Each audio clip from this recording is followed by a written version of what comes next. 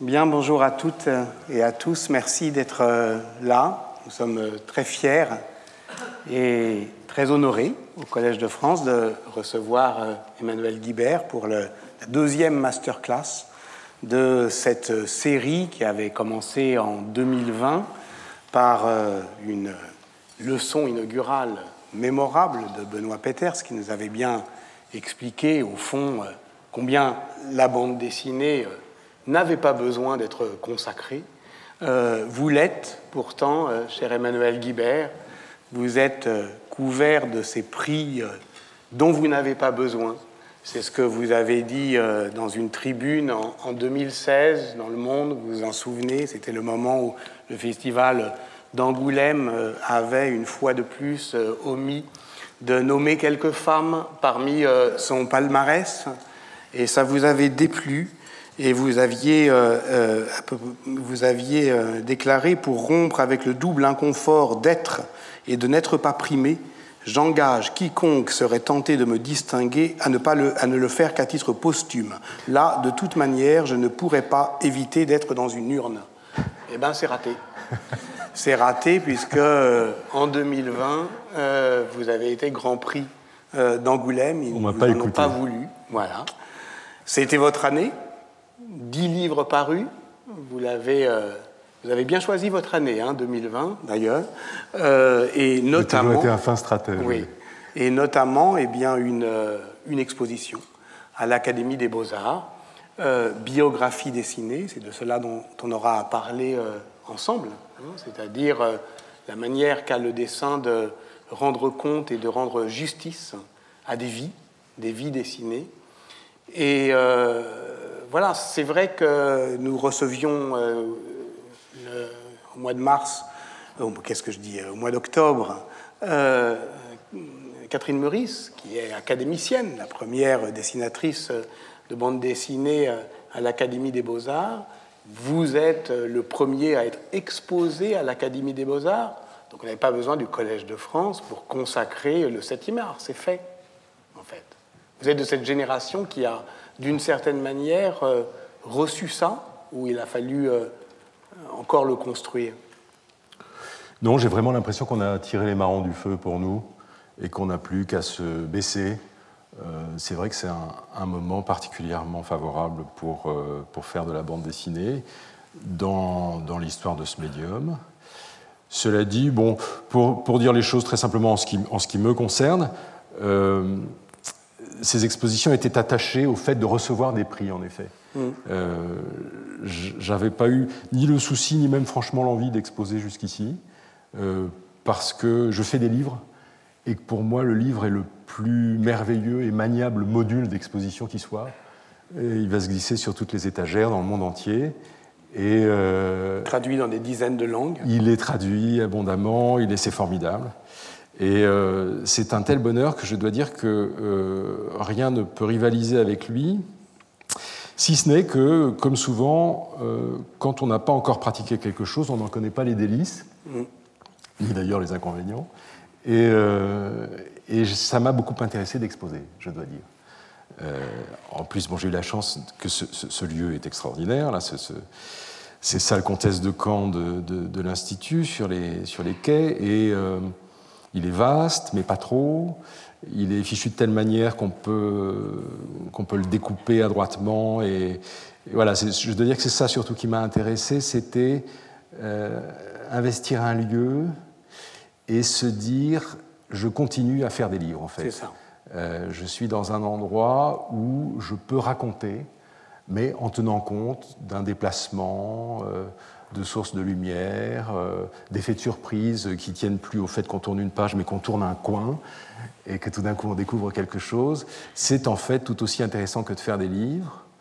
Donc j'ai écrit 2 expositions coup sur coup, je dois dire avec beaucoup d'intérêt. Dans la première, j'ai donc essayé de mettre en valeur mes 2 camarades, Didier Lefebvre et Alan Ingram Cope. On en parlera. Auxquels j'ai consacré des livres. Et puis, dans l'autre, qui avait lieu au Musée des Beaux-Arts d'Angoulême, qui a duré 6 mois, mais qui est resté au frigo pendant 5 à cause des faits que vous savez, et qui néanmoins, et ça a été une grande chance, ça a été vu tout de même pendant un mois, là j'avais invité 20 éminents camarades à exposer avec moi dans toutes sortes de disciplines qui allaient de la sculpture à la gravure, à la peinture, à la littérature, à la musique, en passant par la photographie. Et ça a été une autre façon d'écrire et que d'accueillir tous ces gens. Avec la candeur qui me caractérise, j'avais appelé cette exposition « En bonne compagnie », ne sachant pas qu'elle serait fermée au public pendant 5 mois.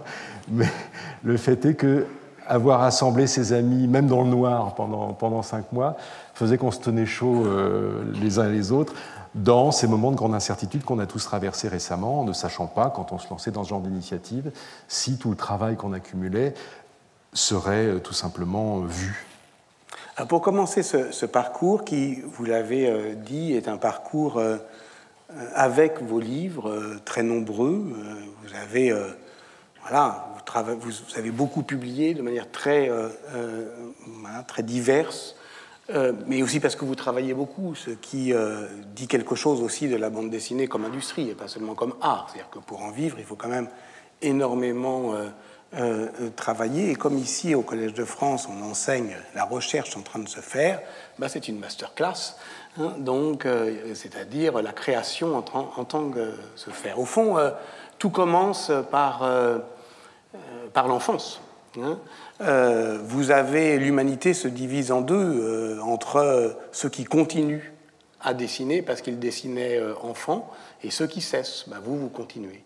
Vous n'avez jamais cessé de dessiner et moi j'ai arrêté. Bon, alors donc comment on fait? On va commencer comme ça, c'est-à-dire que je suis parti de votre seul livre sans image, sans aucune image, même sur la couverture.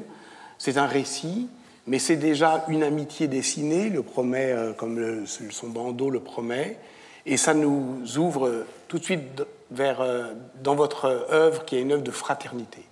Mike était votre ami, il est en train de mourir, de l'autre côté de l'Atlantique, c'est un architecte, donc il dessine comme vous allez le voir, et vous allez dessiner côte à côte pendant ces derniers jours, ces dernières heures, en vérité. C'est une magnifique leçon de fraternité. Et vous dites ce que c'est que dessiner. Dessiner, ce n'est pas faire un dessin, c'est s'approcher, c'est caresser, c'est retenir le temps, et c'est surtout écouter.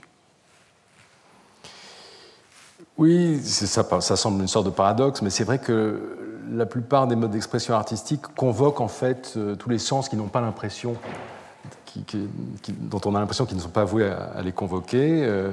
Je ne sais pas si vous disiez que vous dessiniez enfant, il vous est peut-être arrivé de dessiner en cours pendant ne serait-ce que des igouigouis comme ça dans la marge pendant qu'un professeur parlait. Jamais. Jamais. Quand un professeur parle, je l'écoute. Très bien, bravo. Eh bien, moi, je l'écoutais d'autant plus que je dessinais des igouigouis dans la marge. Et je trouvais une injustice de toute éternité qu'on nous empêche de dessiner pendant les cours parce que, contrairement à ce que pouvaient penser nos enseignants, moi, j'écoutais d'autant mieux que j'étais en train de dessiner. Pourquoi ? Parce que je pense que tous les modes d'expression artistique sont là pour nous placer dans l'instant présent. C'est-à-dire qu'on ne peut pas se permettre de jouer une sonate ou d'esquisser un pas de danse ou d'écrire un texte sans être là. On ne peut pas s'absenter au moment où on fait ça. Ou alors si on s'absente, on cesse de le faire pendant 1 minute et puis on revient. Mais je pense qu'une des principales vertus vraiment des modes d'expression artistique, c'est celle d'exiger de nous la présence à l'instant qu'on vit. Et donc d'exiger ce qui va avec, c'est-à-dire l'attention, la concentration. Moi, quand je réouvre mes carnets de croquis, alors je ne sais pas si on voit... Non, on ne voit rien là. Ah, c'est ça. Voilà. C'est ça le principe. On voit rien. On voit rien. Alors moi, je vois une image que vous ne voyez pas. Ah, c'est celle d'après. Qui est extraite de mes carnets de croquis et qui représente un... On peut la montrer. Ouais, qui représente un pain parasol à Rome, du côté du Circo Massimo. Et je dois dire qu'en regardant ce dessin que j'ai fait il y a une vingtaine d'années, lors d'un de mes premiers séjours assidus à Rome, puisque c'est une période où j'y allais souvent, j'ai fait ce croquis et très franchement, on n'est pas là pour ça, mais je pourrais consacrer 5 minutes à vous décrire le temps qu'il faisait ce jour-là, les joggeurs que j'ai vus passer sur ce cirque Maxime que, dans ma grande innocence, je pensais trouver sur pied en sortant du métro qui porte ce nom. Et le fait est que du cirque Maxime, il ne reste plus qu'une trace au sol qu'empruntent les joggeurs pour y faire leur petit tour du soir. Et donc tout ça pour dire que derrière ce pain, en fait, il y a pour moi cet instant vécu. Et un temps qui s'est arrêté, et le temps pour vous de vous en souvenir. Il s'est arrêté parce que je l'ai dessiné, parce que j'étais particulièrement attentif ce jour-là au pain parasol, mais encore une fois, étant attentif au pain parasol, tout le reste est entré par la même porte et est resté là. Et je dois dire que c'est une des raisons pour lesquelles vraisemblablement je n'ai pas cessé de dessiner depuis que j'étais petit garçon, c'est que cette magie, je l'avais constatée enfant. Je m'étais rendu compte des bienfaits que m'apportait le dessin parce que, avec ce que j'étais en train de représenter, il y avait toute une ambiance du temps présent qui s'inscrivait en moi, qui venait nourrir ma mémoire, et c'est un phénomène en fait éminemment physique. Décrit comme ça a l'air d'une sorte de processus intellectuel. Le fait est que c'est avant tout quelque chose de l'ordre de la nourriture, donc quelque chose qui fait du bien physiquement, et quand on connaît les adresses du bien-être enfant, on n'a pas envie d'en jeter les clés et de s'en séparer en avançant en âge, raison pour laquelle j'ai continué à dessiner jusqu'à aujourd'hui. Et ce qu'on est en train de voir, au contraire de Mike, qui est un livre sans images, c'est un livre où il n'y a que des images. Ça s'appelle Italia. Vous m'en aviez envoyé quelques fichiers, juste pour les voir comme ça, ouais. Peut-être même pour se taire. Enfin, je n'intime pas l'ordre de vous taire. Ça fait jamais mal. Mais il y a une grande variété, on le voit déjà, de touches, d'observations. Et ce qui me touche justement dans ce livre, parce qu'il a été publié sous le titre Italia, dans la collection, chez l'éditeur Air Libre, c'est que précisément il donne l'air libre au lecteur, sans aucun mot, pour imaginer son histoire et pour permettre à cette image de prendre le temps de venir jusqu'à nous. Celle-là, par exemple. Vous en avez envoyé 30, je viens d'en faire défiler 12. On est à Mantoue, là. Et c'est toujours très frappant de voir les dessins en grand. Ça ne m'arrive pas tous les jours, évidemment, surtout à cette taille. Mais en toute logique, un dessin qui a été à peu près bien fichu, il doit pouvoir tenir le coup à toutes les tailles. Oui. Et évidemment, s'il est grand, s'il est lumineux, il doit vous inviter à vous loger dans l'image. Et puis bon, moi, je n'ai pas pratiqué la fresque, qui est un sujet qui vous intéresse, mais le fait est que quand je vois des dessins à cette taille, je me rends compte que j'en aurais bien envie. Et alors, là, par exemple, je suis dans une ville que j'aime beaucoup. Je suis allé 2 ou 3 fois à Mantoue. À chaque fois, c'est des séjours absolument inoubliables, parce qu'elle tape vraiment dans l'œil. Elle est magnifique. Il y a ce palais Gonzague, ce petit cabinet d'Isabelle d'Este, là, superbe. Et donc, j'ai un certain nombre de techniques sur moi dans un sac à dos. Et en fonction du temps que je peux consacrer à un lieu, je dégaine. Alors, si c'est quelque chose qu'il faut attraper au vol, je dégaine quelque chose de très austère et de très maniable, un crayon. Et puis, j'essaie déjà de me dépatouiller avec ça. Si j'ai pris un peu de retard sur les autres, qu'on m'a oublié, que j'ai le temps de m'asseoir sur une borne, à ce moment-là, je me défais de mon sac à dos je l'ouvre et je prends le temps de choisir.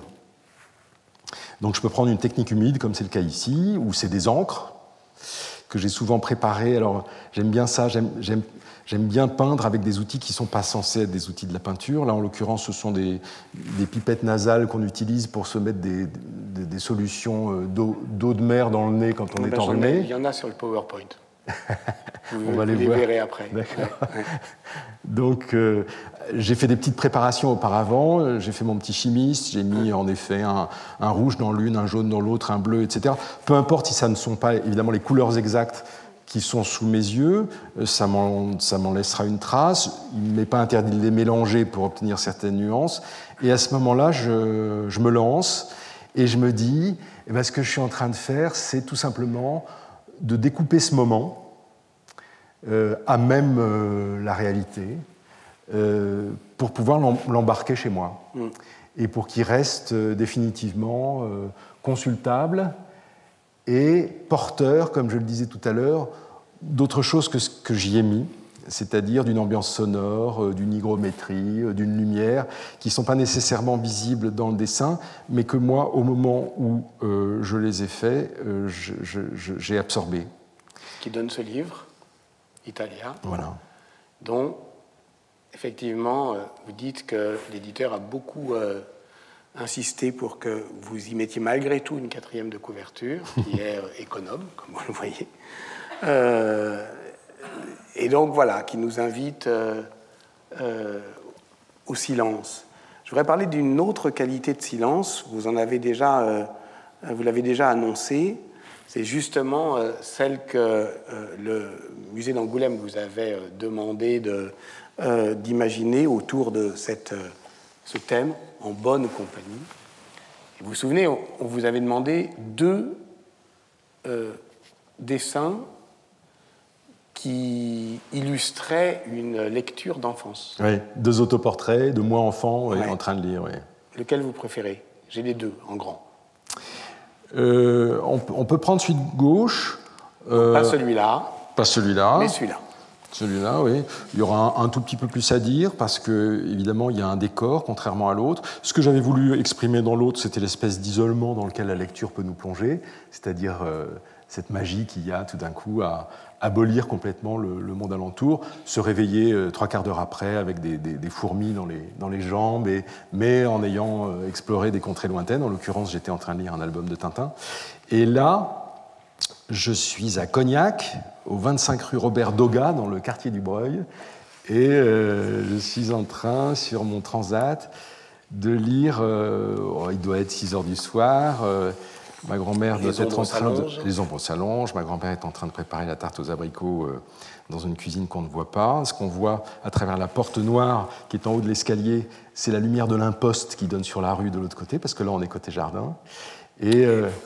Je vous arrête. Cette maison, vous l'avez sous les yeux ou vous la reconstituez par le souvenir?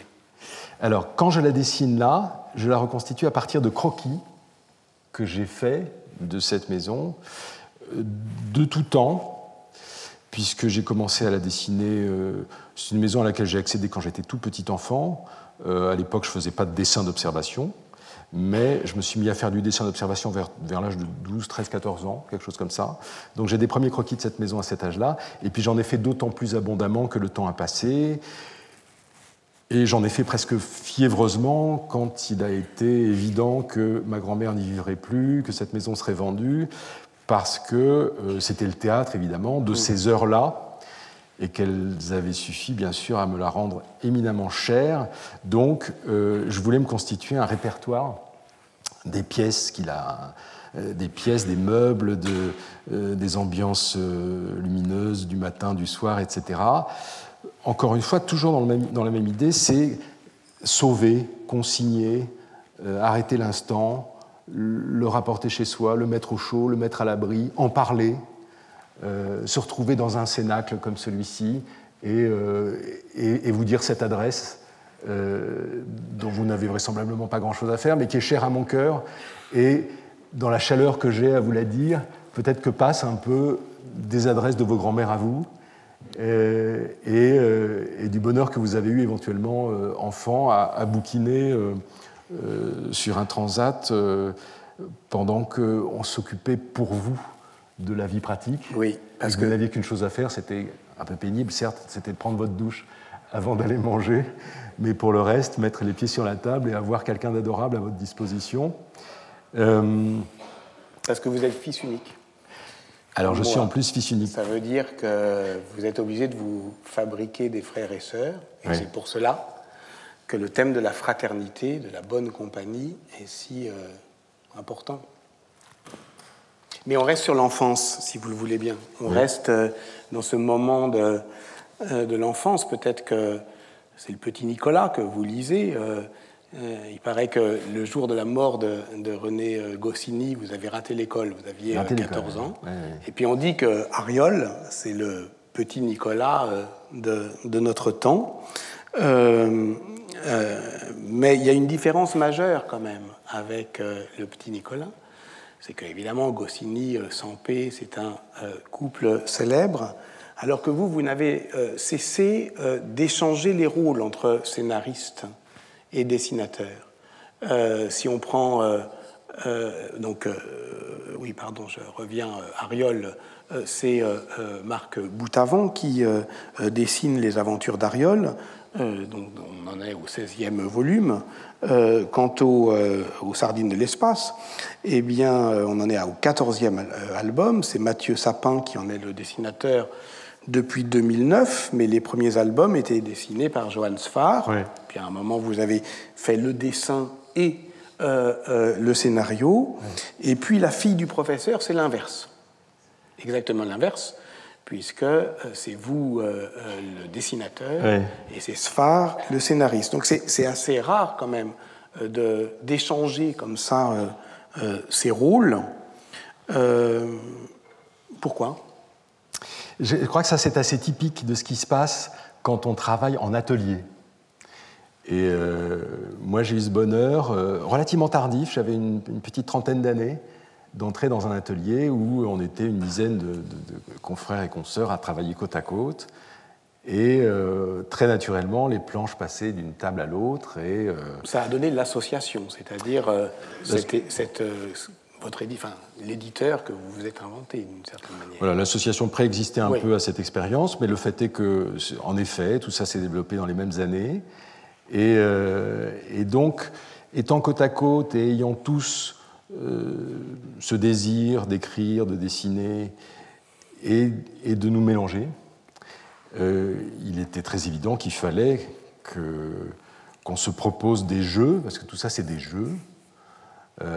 Donc, qu'on se provoque régulièrement les uns les autres. On parle de La fille du professeur. Je vous disais tout à l'heure en aparté que Johann, un jour, a déposé sur ma table, qui était à côté de la sienne, une page de scénario. C'était la première page. Donc. La voilà, la première page. La voilà. Et il m'a dit, sur un ton un peu combinatoire, si tu veux la suite, il faut que tu la dessines dans la journée. Donc, en bon feuilletoniste, il ne savait pas où il allait, il n'avait pas écrit la seconde page, mais je me suis empressé, évidemment, d'obéir et de dessiner cette page dans la journée pour savoir ce qui allait arriver à ces deux personnages. Et voilà, c'est ça que j'appelle le jeu. Les deux personnages, c'est Liliane, qui est la fille d'un égyptologue anglais, et une momie, et qui revient en 1900. C'est ça ? La momie d'un dénommé Imhotep, oui. Imhotep. Voilà. Et on commence, alors c'est la première case, c'est extraordinaire comme récit, c'est-à-dire qu'on commence vraiment une medias res. À de but en blanc. Ah oui. Et tout de suite, il faut qu'ils sortent là tous les deux. Elle a envie de lui faire prendre l'air, parce qu'il y a un certain nombre de siècles, ça ne lui est pas arrivé. Il craint la lumière, d'ailleurs, c'est pour ça qu'il met tout de suite son 8 reflets sur la tête.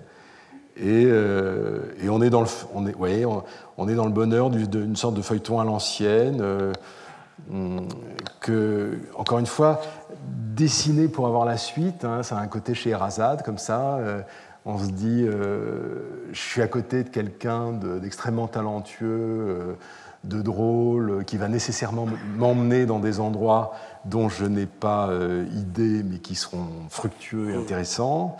Et donc, on est dans des circonstances très, très favorables pour développer une histoire, parce que pour l'instant, au moment où on dessine cette première case, on est loin de toute préoccupation éditoriale, on est uniquement le plus proche possible de la source des récits.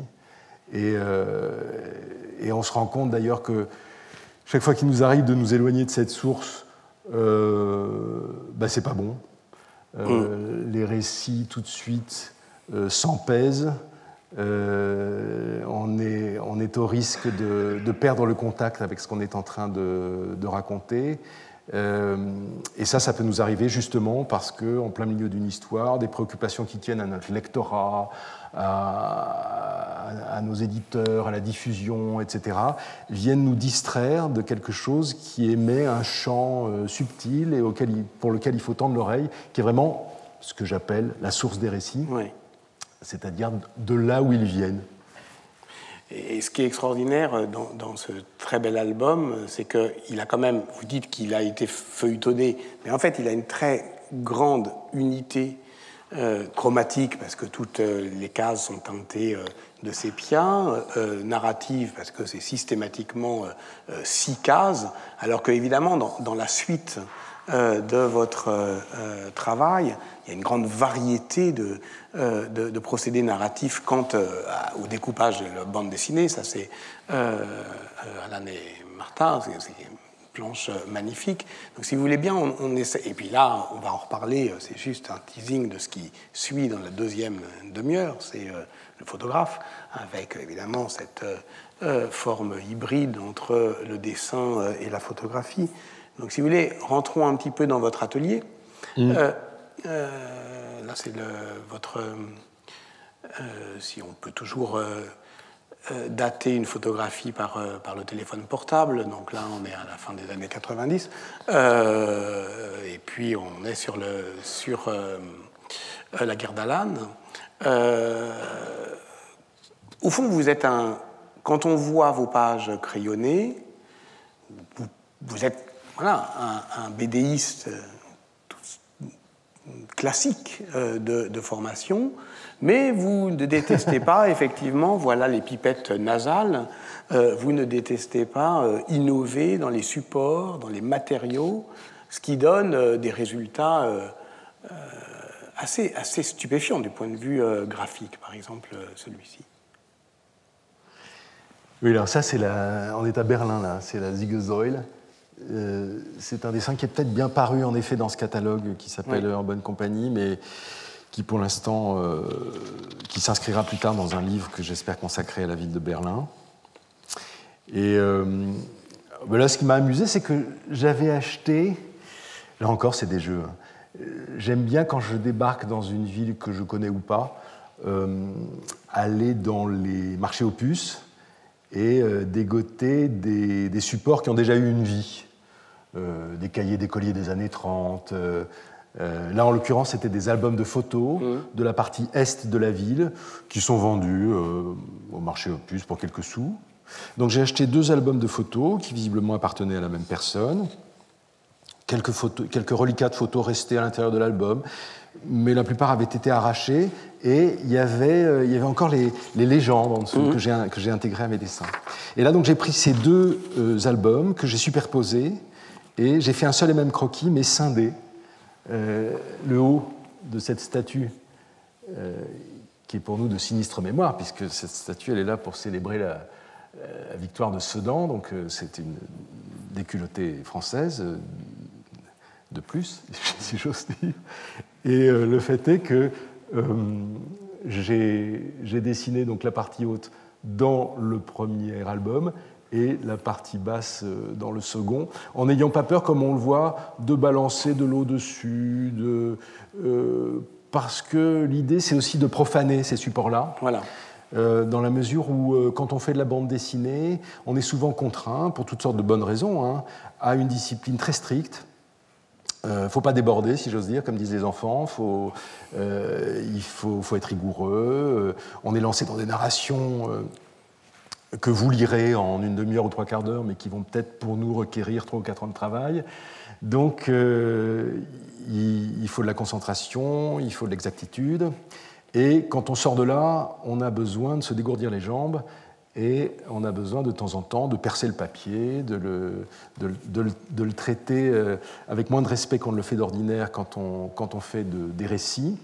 Donc, souvent, ces croquis-là, non seulement je suis en plein air, dans des circonstances assez acrobatiques, parfois il y a du vent, il pleut, etc., mais par goût, je n'ai pas peur non plus de passer dessus un tuyau d'arrosage ou de le placer sous la roue d'une voiture pour voir comment un dessin va réagir, parce qu'on a besoin, je pense, tous autant qu'on est, à côté d'activités rigoureuses, d'avoir des espaces qu'on peut appeler des sortes de laboratoires, qui sont des endroits où on se constitue un précaré à l'intérieur duquel on peut vraiment agir comme on le souhaite, en laissant libre cours à toutes les inspirations, à tous les grains de folie, pour voir ce que ça donne. Et évidemment, ça suscite du déchet, c'est fait pour, mais de temps en temps, il y a un moment de grâce, il y a quelque chose qui nous laisse à penser que si on le réutilise, si on le rationalise, on arrivera peut-être à en faire quelque chose pour nos récits, et le laboratoire en question, à ce moment-là, a d'autant plus de validité qu'il sert de prémisse, en quelque sorte, à notre activité d'auteur de bande dessinée, d'écrivain, etc. Et ce qui est formidable, Emmanuel Guibert, c'est qu'en fait, ce parcours de liberté que vous esquissez et qui fait tellement envie, il commence par un faux départ. C'est comme ça que vous le dites vous-même. Brune, 1992, votre premier album qui vous demande un effort énorme, 6 ans de travail que voilà, vous aimez moins aujourd'hui. Dans un entretien que vous avez accordé à Gilles Clé-Simon, vous dites ceci: dans Brune, tout, les anatomies, les perspectives cherchent à affleurer à la surface, à prendre sa place. Il est clair que je ne me sens à l'aise avec rien de tout cela. Je me sens incapable de m'en sortir tout en ayant une fringale de le faire. Donc, j'essaye de tout border au détriment de ce que je raconte. Et évidemment, quand on compare cette planche avec celle que je présentais avant, où là, à l'inverse, ce qui est magnifique, c'est de voir que le petit...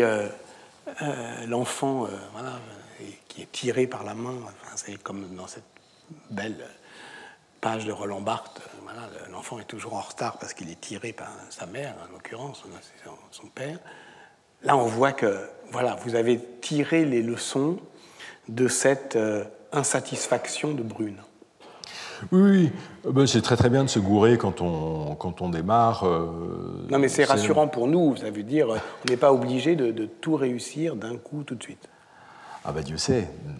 Enfin, il y a évidemment des gens qui y arrivent, et je pense que c'est ces gens-là qu'on appelle les génies, qui ont une précocité extraordinaire et qui mettent dans le mille dès leurs premiers essais.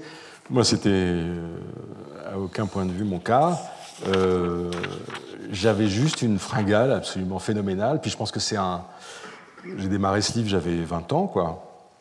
Et c'est un âge où on veut se connaître, on veut tester ses limites, on veut savoir jusqu'où on peut aller.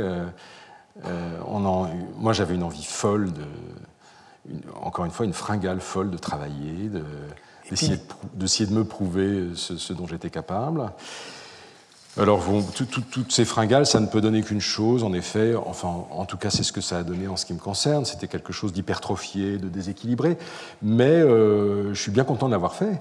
J'aime pas ce livre, mais j'aime bien être passé par là. Mais oui, justement, c'est important de l'avoir fait. Moi, j'aime bien ce livre. Ouais. Et puis surtout, ce qu'il faut comprendre, c'est que ça parle d'histoire. Ah, ça parle d'histoire. Ça parle d'histoire. Et au fond, vous allez, d'une certaine manière... vous quitterez cette manière, mais l'histoire, vous ne la quitterez jamais, jamais. Et notamment la guerre. Vous allez, à partir de Brune, raconter autrement des récits de guerre. Et ce que vous faites à partir de la guerre d'Alan, justement, donc à partir de cette rencontre 94, hein, c'est ça, d'après les souvenirs d'Alan Nguyen Copp, comme le dit voilà, la couverture, c'est au sens propre d'imaginer les souvenirs d'un autre. Et ça, d'une certaine manière, c'est la règle du jeu. Ça va être votre manière. Quelqu'un, vous avez un coup de foudre amical, vous le rencontrez, il vous parle, en l'occurrence là pendant 5 ans, et vous allez dessiner ses souvenirs. Oui. Une dernière chose concernant Brune, c'est que pour les besoins de ce livre, donc en 1985, j'ai fait un voyage à Berlin, et on est donc 4 ans avant la chute du mur. Autant dire qu'à l'époque, on n'a aucune espèce de perspective que cette situation changera un jour. C'est, je pense, quand on fait de l'histoire, ce qu'il ne faut jamais perdre de vue, c'est que quand un événement s'est passé, on n'est plus les mêmes après qu'avant. Et avant, on était face à une ossification telle, qui était matérialisée par ces infrastructures invraisemblables qui coupaient cette ville en deux, qui plus exactement en entouraient intégralement toute une partie. Il n'y avait aucune espèce de perspective que ça change un jour. C'était parti pour les siècles des siècles. Moi, je suis né en 1964, le mur existait déjà. Mon père, qui était allé à Berlin quelques années auparavant, en avait vu les prémices de la construction. Et donc, j'avais toujours vécu dans cette Europe coupée en deux par ce parce que Churchill avait appelé le rideau de fer. Et quand il m'arrive aujourd'hui de me rendre dans les pays d'Europe centrale pour discuter avec des jeunes gens, qui souvent n'ont pas la mémoire de ces faits, ils n'en ont évidemment pas la mémoire parce qu'ils ne les ont pas vécus, mais il faut dire qu'a fortiori, on ne les leur a pas racontés la plupart du temps. Donc tout ça donne l'impression pour eux d'être des années-lumière de nous. Et alors que moi, pendant 25 ans, les 25 premières années de ma vie, ça a été mon paysage et ça a été ma perspective. Je me suis dit, je vivrai toujours, par exemple, sans jamais rencontrer ces gens-là. Donc ça a été des changements absolument majeurs. Et ce livre m'a aussi servi à ça. C'est-à-dire qu'aller sur place à 21 ans, être déniaisé tout d'un coup par cette capitale de la connerie, parce que c'était quand même extraordinaire de voir une ville soumise à un régime pareil. Et puis pour y accéder, voir des camps militaires tout le long du trajet en train, je me souviens avec tous les chars du parc de Varsovie qui étaient tournés vers nous, ça m'avait évidemment considérablement dessillé. Et je parlais tout à l'heure, on a vu la Siegesäule, je parlais éventuellement d'un livre sur Berlin que je souhaiterais faire. Moi, comme je suis toujours assez lent à la détente, je pense que les impressions que m'a faites ce voyage quand j'avais 21 ans, c'est maintenant que je souhaiterais les raconter. Oui, mais là, ce qui était urgent en 1994, ouais. quand vous faites la rencontre très importante de GI, c'est de raconter son histoire. Ah oui. Alors, vous me ramenez opportunément à Alan. Donc, Alan, 1994, je suis dans l'île de Ré et je rencontre un monsieur qui est en train de scier du bois devant la porte de sa cuisine et je lui demande mon chemin. Et on devient les meilleurs copains de la Terre et ça dure 5 ans. Au bout de 5 ans, il est atteint d'un cancer et il disparaît en me laissant ce patrimoine de conversation, d'échanges épistolaires, ces heures et ces heures d'enregistrement que, heureusement, j'ai fait de savoir. Ça, c'est les échanges épistolaires aussi, oui. Qui me permettent de continuer à lui consacrer des livres aujourd'hui. Et oui, je vis un moment, pour moi, extrêmement important, comme le sont toutes les amitiés majeures dans notre vie, vraiment, quand on croise des gens selon notre cœur, des gens qui nous plaisent, des gens avec lesquels il fait bon être. Et Alan, j'ai pas envie de le quitter, il n'a pas envie de me quitter non plus, donc on passe en effet beaucoup de temps ensemble. J'ai cette espèce d'attention qu'il attendait visiblement, mais qu'il n'avait sans doute jusque-là jamais eu à ce point. Et ce qui fait qu'il y a quelque chose de très opportun dans notre rencontre. Et très rapidement, tout de suite, de but en blanc, je lui propose qu'on fasse des livres. Comme si c'était la proposition au monde la plus évidente et la plus naturelle, il dit oui. On met sur pied un petit protocole très simple qui consiste à se retrouver le soir dans un petit chalet à 1 kilomètre de sa maison de ville pour enregistrer. Et puis voilà, je commence à faire mes planches. Il envoie un certain nombre, malheureusement pas suffisamment pour voir l'intégralité du premier livre. Il mourra avant. Et depuis, donc, tous les livres que j'ai consacrés à cet homme et que je continue de lui consacrer, puisque je vais me lancer là d'ici quelques temps dans le récit de son adolescence, ça a été fait en son absence. C'est pas la sensation que j'ai, parce qu'il est évident que ce travail, c'est aussi une façon de rester avec lui, une façon, je dois dire, assez efficace.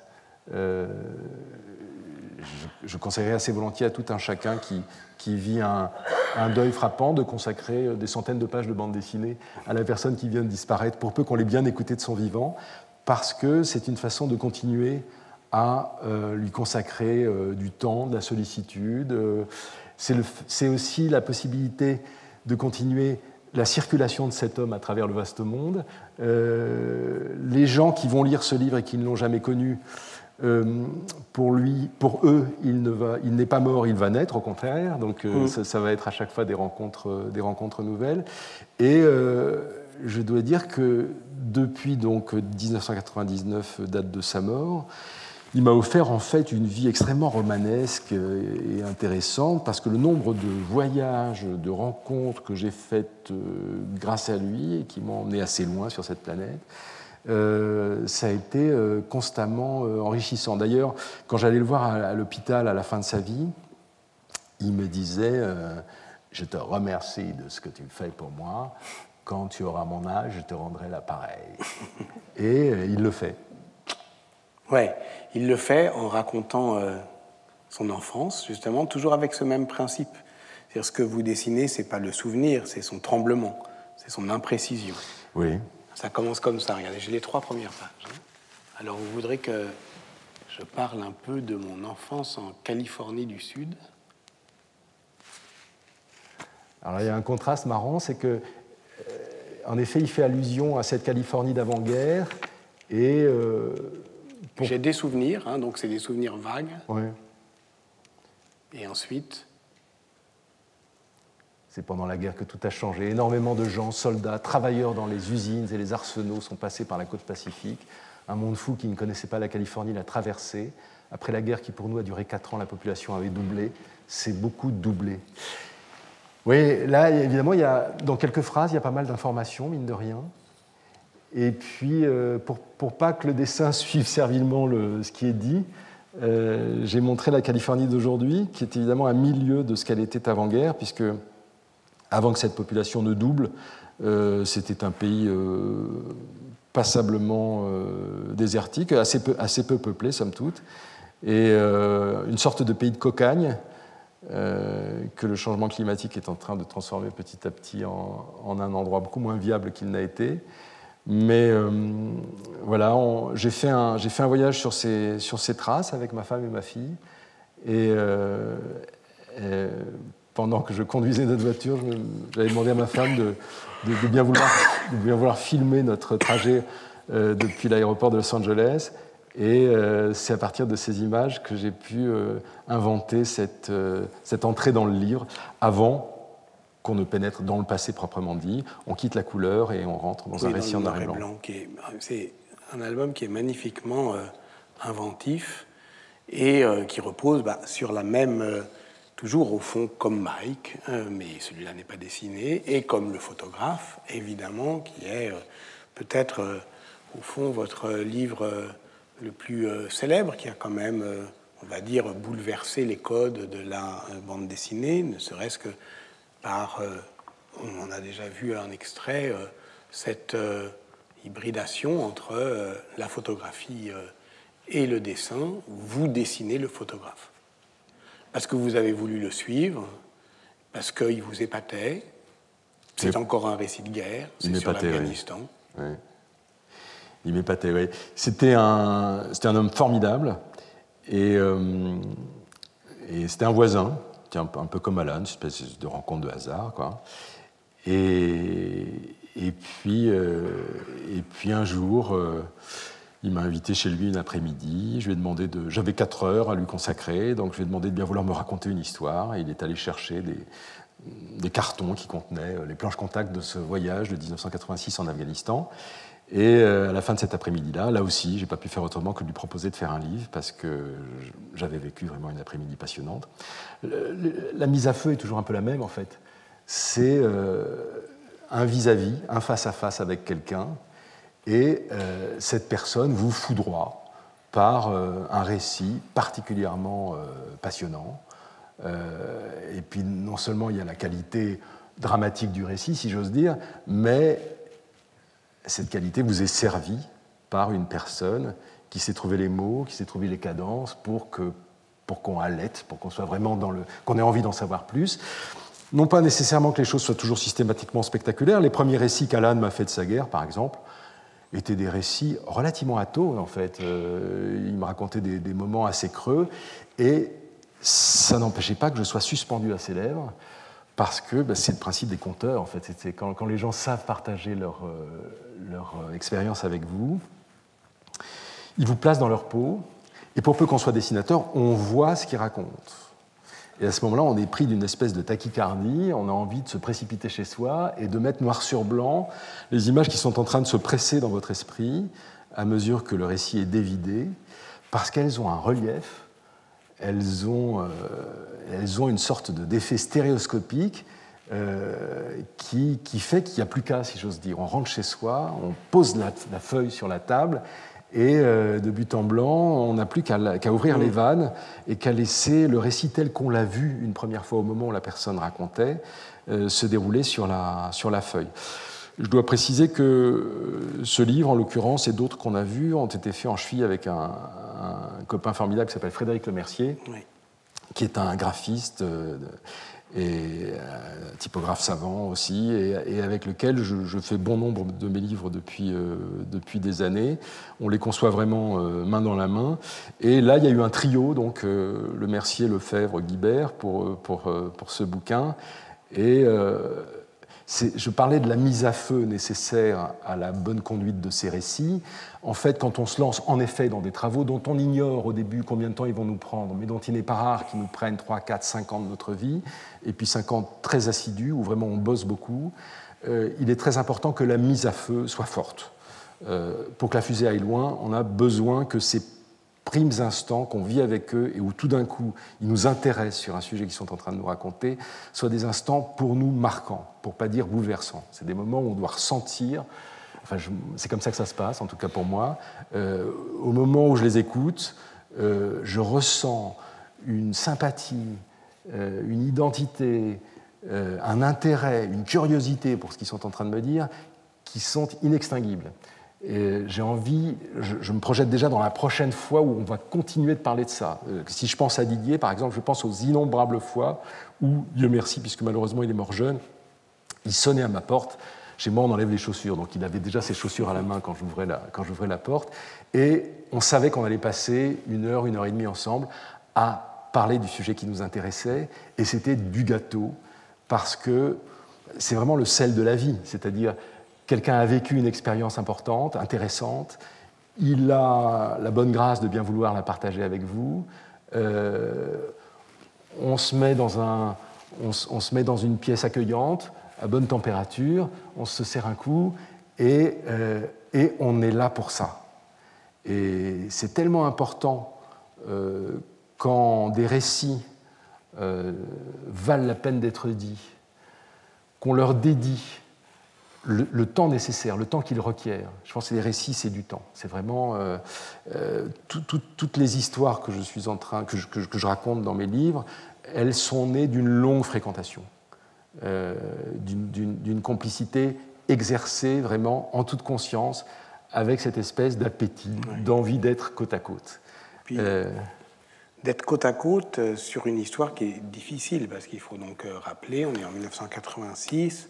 Afghanistan, c'est une mission de Médecins sans frontières. Chacun sait ce qu'il a à faire, sauf le photographe, au fond, qui est un peu ici comme Fabrice à Waterloo, qui a toujours un temps de retard, au fond, et c'est ça qui rend cette histoire bouleversante. Elle est bouleversante de bout en bout, jusqu'à son issue tragique. Et moi, ce qui me frappe beaucoup, c'est le courage aussi que vous parliez justement du graphisme, le courage, oui, du rapport entre le dessin et la photographie, parce que le dessin n'est pas là pour atténuer la photographie, n'est pas là pour l'euphémiser. Ici, il y a une planche où il y a il y a un bombardement, une petite fille est blessée à la main. John va la soigner, d'abord la désinfecter. Et puis on va tourner la page en se disant, bon, bah, la suite va nous être épargnée par le dessin. Ben non.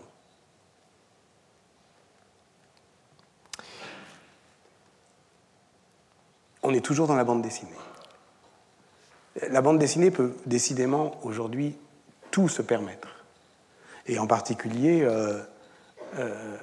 voilà, donner un discours puissant sur la guerre. C'est un récit de guerre puissant tout de même que le photographe. Et voilà, là, on parle d'un livre qui, comme vous le dites, est voilà, traduit dans des dizaines de langues.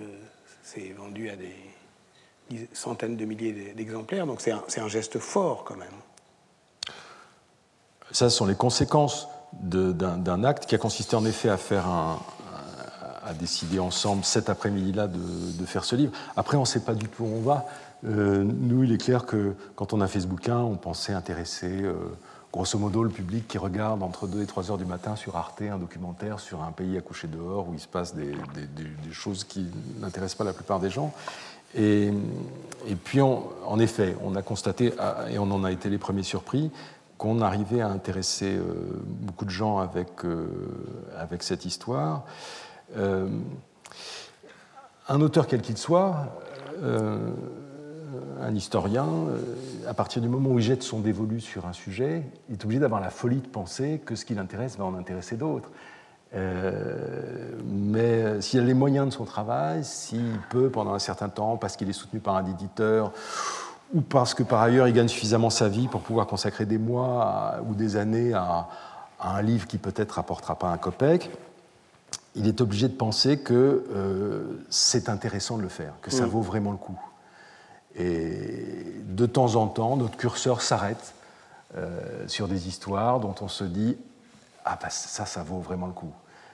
On serait bien en peine au début, puisque au fond, quand on prend cette décision, on sait encore peu de choses sur l'objet sur lequel on va se pencher.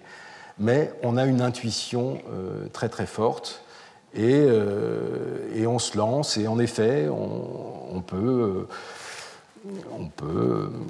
par hasard, si j'ose dire, enfin par un heureux concours de circonstances, petit à petit entrer en contact avec beaucoup de lecteurs de beaucoup de pays différents, parce qu'il se trouve que peut-être on a touché juste en donnant à un récit une forme, en trouvant la forme adéquate à un récit. On parlait de temps, c'est de l'espace aussi, c'est-à-dire il ne faut pas lésiner, si ça doit faire X centaines de pages, ça fera X centaines de pages. Il est clair que les récits à portée documentaire, tels qu'on les voit racontés au cinéma ou à la télévision, d'abord sont réalisés avec un appareil qui est coûteux, et qui nécessite des productions, des équipes, etc. Donc on se retrouve avec un étiage de, je ne sais pas, peut-être une cinquantaine de minutes ou au mieux 1h30 à consacrer à un sujet. Et on a tendance, dans l'heure et demie en question, à vouloir traiter ce sujet le plus complètement possible.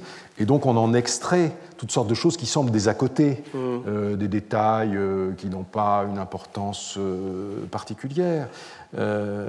Or, l'étiage de la bande dessinée, le fait de pouvoir consacrer le nombre de pages qu'on veut à un récit, permet de ne pas faire l'économie de ces menus faits, de les intégrer au contraire au récit, parce que c'est ce que j'ai constaté en écoutant Alan et c'est ce que j'ai constaté abondamment en écoutant Didier, toutes les anecdotes qui paraissent vraiment infinitésimales, qui paraissent de peu d'intérêt, qui paraissent même carrément exogènes par rapport au sujet qu'on est en train de traiter, sont en fait des portes d'entrée de grande valeur pour nous lecteurs qui n'avons peut-être pas l'expérience d'un voyage en Afghanistan en temps de guerre, mais qui savons ce que c'est que de randonner, savons ce que c'est que d'avoir des ampoules aux pieds, savons ce que c'est que d'échanger une blague au détour d'un chemin avec un copain.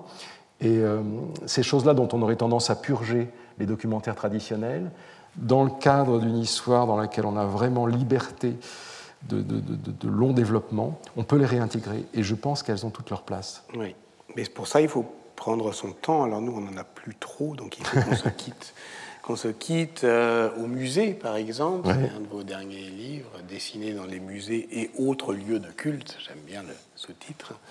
c'est la même chose, hein. D'une certaine manière, c'est soutenir le regard, c'est observer, c'est préserver. Il y a de très beaux dessins de Delacroix, justement, puisqu'on parlait avec Catherine Meurice la fois dernière de Delacroix. Je voudrais m'arrêter, ça sera l'avant-dernier dessin, sur celui-là, parce que d'une certaine manière, ça élargit le domaine de la fraternité. Jusque-là, vous avez effectivement dessiné pour des amis qui mouraient d'ailleurs, malheureusement, à la fin. Et là, vous trouvez un ami invisible qui, désormais 20 ans après la mort d'Alan, c'est aussi mon cas, qui vient d'un lointain passé. Mais le jour où j'ai rencontré Alan, alors non, c'est pas le jour où j'ai rencontré, c'est quelques jours après, le jour où il m'a vraiment invité chez lui à présenter sa femme. On a bu un coup et je suis sorti de cette maison, il était minuit passé, et j'avais sous le bras une monographie consacrée à un sculpteur dont j'ignorais tout, qui s'appelait Henri Gaudier-Brechka. Et j'aime bien découvrir des gens que je ne connais pas. Donc, grâce à Alan, ce soir-là, j'ai pu savoir qui était ce monsieur. Et de nombreuses années après, j'ai passé un été à Londres. C'était en 97. Et à la Tate Gallery, je suis tombé sur des sculptures de Gaudier-Brechka. J'en ai représenté 2 sur cette page. Il est évident que quand un ami, c'est beaucoup comme ça que la culture générale circule, quand un ami vous a parlé de quelqu'un qui, pour toutes sortes de raisons, est cher à son cœur, en l'occurrence, Alan avait connu un dénommé Gerhard Munch, qui avait lui-même fréquenté Ezra Pound, qui lui-même avait été ami de... Donc j'aime bien qu'on puisse toucher la main de gens d'un lointain passé comme ça, en touchant celle d'un copain, parce que voilà, j'ai eu une voisine à Paris qui a connu Céleste Albaré, par exemple, qui était la gouvernante de Proust. Bon, ben, il est évident que lire Proust, c'est une chose, mais rencontrer quelqu'un qui a connu Céleste, tout d'un coup, ça fait entrer dans votre propre généalogie, si j'ose dire, dans votre sensibilité, un effet de proximité inédit. Et donc, ce Gaudier-Brechka, c'est pareil. Grâce au fait qu'Alan a attiré mon attention sur lui, cet homme qui est mort très jeune pendant la guerre de 14, est devenu une sorte de familier. Une chaîne ininterrompue de poignées de main. On pourrait s'arrêter là, sauf à considérer que, d'une certaine manière, pour vous aussi, ça se termine un peu en musique. Vous avez beaucoup dessiné pour les musiciens, et eux-mêmes, d'ailleurs, ont fait la musique de vos livres, la musique d'Alan. Je voudrais qu'on se termine sur lui parce que vous en parlez dans En bonne compagnie. C'est un dessin magnifique. Il joue de la guitare, mais c'est un dessinateur. Et on a commencé par Mike, qui était l'architecte, votre ami, qui vous avait demandé de revenir à lui au moment de ses derniers instants pour dessiner en vis-à-vis. Et vous avez fait cela aussi avec ce jeune garçon autiste. Oui, voilà. On a ici un jeune homme qui s'appelle Leland Lee et qui vit à Taïwan, à Taipei. Et en effet, j'ai fait ce voyage, encore une fois avec femme et enfant, pour aller le retrouver et peindre en sa compagnie, sachant qu'on ne peut pas, en tout cas de but en blanc, avoir des relations avec ce jeune homme comme on en a avec le premier venu. Il y a un certain nombre de barrières que l'autisme met entre nous et lui, mais il y a des façons de les contourner. La peinture en est une autre était la musique. Et Leland a ce syndrome qui consiste, comme c'est le cas pour beaucoup d'autistes profonds, à ne jamais regarder quiconque dans les yeux. Et donc, interagir avec lui, c'est interagir avec quelqu'un qui ne vous regarde pas, en apparence. Mais je me suis rendu compte que quand il m'arrivait de prendre la guitare devant lui, à ce moment-là, il était d'une attention d'aigle. Et il me fixait dans les yeux, il fixait mes mains pour regarder les accords que j'étais en train de pratiquer sur le manche, Et on a chanté un certain nombre de chansons, enfin, lui, plus exactement, m'a chanté des chansons folk que je ne connaissais pas, et d'inspiration chrétienne, parce qu'il est chrétien. Et comme je m'appelle Emmanuel, il s'est lancé dans une chanson où je pensais qu'il était question du Christ. Et puis j'ai compris au bout de quelques temps que pour la première fois, on se connaissait déjà depuis un certain temps, mais à travers ce couplet, il s'adressait à moi. Il me disait des choses plaisantes à entendre. Il me disait « Emmanuel, tu es beau, je suis beau, nous sommes beaux, nous nous aimons ». Et j'ai compris qu'il utilisait en fait le subterfuge de cette chanson pour pouvoir entrer plus directement en contact avec moi qu'il ne l'avait jamais fait, et que vraisemblablement il n'aurait pu le faire sans sa guitare. Donc peindre, ça a été aussi une expérience intéressante dans la mesure où Leland, qui a une trentaine d'années maintenant et qui avait 25 ans à peu près au moment où ce dessin a été fait, est quelqu'un qui abat 2 ou 3 toiles quotidiennes, donc qui avait à 25 ans déjà le patrimoine pictural d'un homme de 50 ans qui aurait beaucoup peint. Et une des raisons pour lesquelles il en abat autant, c'est que d'abord il fait pratiquement que ça, et puis il peint avec une rapidité, une espèce de foudroyance extraordinaire. Et c'est la première fois que je partageais l'espace de 2 toiles, en l'occurrence, avec quelqu'un, et que j'étais mis en demeure de l'accompagner. Et je dois dire que je me suis senti très empoté, parce qu'il avait une sorte de véhicule extraordinairement vif et rapide, qui était cette main que je voyais tracer des choses comme s'il en avait comme si c'était une sorte de projection mentale immédiate, absolument sans aucun obstacle. Et moi, j'ai dû me secouer, et c'est souvent ce à quoi le handicap, d'ailleurs, nous invite, nous secouer, d'abord pour identifier des traces de ce handicap en nous, puisque je pense qu'on est tous plus ou moins handicapés, et puis par ailleurs pour essayer de comprendre les règles du jeu que la personne qui est en face de nous propose, parce qu'elles ne correspondent pas aux règles du jeu traditionnel que nous avons l'habitude de jouer, et que, mine de rien, à travers un exercice comme celui du jeu de guitare ou celui de la peinture, on est tout d'un coup amené à dériver assez loin de ce qu'on est d'ordinaire. Et si on le fait sincèrement, si on le fait en toute bonne foi, si on le fait dans l'idée non pas tellement d'essayer de rejoindre l'autre ou de se mettre à sa portée, mais tout simplement d'être soi-même en sa présence, comme il l'est, lui, au moment où il peint vis-à-vis de vous. À ce moment-là, on franchit des pas intéressants. Je fais cette expérience régulièrement en milieu hospitalier. J'ai pratiqué le dessin ces derniers temps avec un jeune sourd-muet. C'est pareil, le dessin, en l'occurrence, est vraiment notre seule monnaie d'échange. Je me suis dit à son contact que je serais bien inspiré d'apprendre la langue des sourds, mais je ne la connais pas encore. On a un moyen de communiquer qui est la capacité qu'on a à s'exprimer l'un et l'autre par le dessin. C'est très intéressant d'avoir à contourner des obstacles pour faire des choses qui d'ordinaire nous paraissent faciles et banales, et dont on sait bien au fond qu'elles ne le sont pas. Décidément, et on peut en terminer par là en vous remerciant beaucoup, Emmanuel. Dessiner, c'est beaucoup, beaucoup, beaucoup plus que faire des dessins. Merci. Merci beaucoup, Patrick. Merci.